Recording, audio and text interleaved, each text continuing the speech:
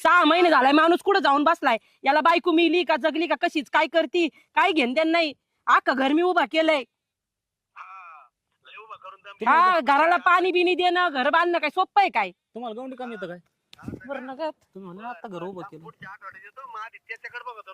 माझ्याकडे काय बघावं आता काय मी पहिली पारी राहिले काय. हा. सुधारली नाही अशी एका एकाला जाग्यावर आणि ना आता ही पारी. चिचा खाती चिचा.